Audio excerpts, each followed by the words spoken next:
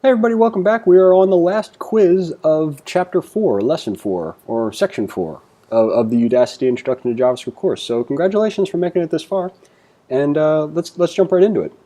They want us to, well, more or less, we're basically going to be writing a nested for loop.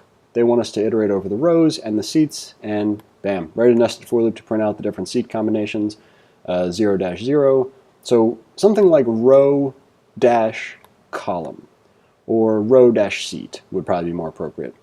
So a general skeleton of what we're going to be up to is iterate over the rows, and then within that, which is why we've indented line 16, iterate over the seats, and then here, print row plus dash plus seat. So that's the first time that we're going to write pseudocode here. We did a very, very brief introduction to it. As you move on, pseudocode is going to become relatively important, but I wanted people to have a quick version of what that might look like. So moving on to what the actual code would look like, we're going to iterate over the rows, and the rows are going to go from 0 all the way to, I think 25 is the last one, so we'll say it's less than 26.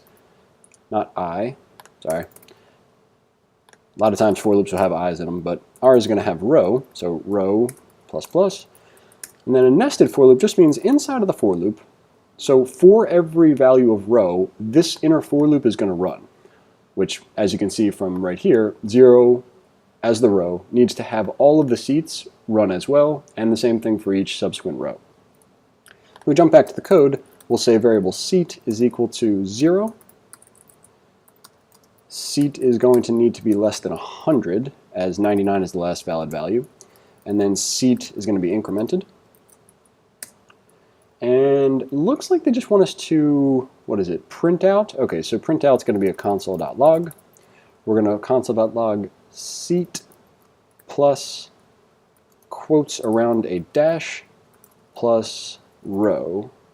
And we did that precisely backwards. So we'll say row and then seat.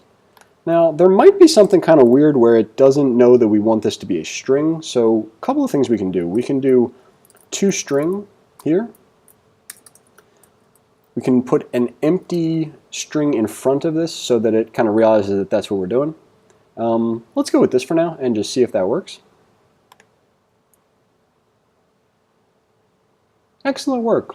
Congratulations on completing Chapter 4. We will see you in the next video.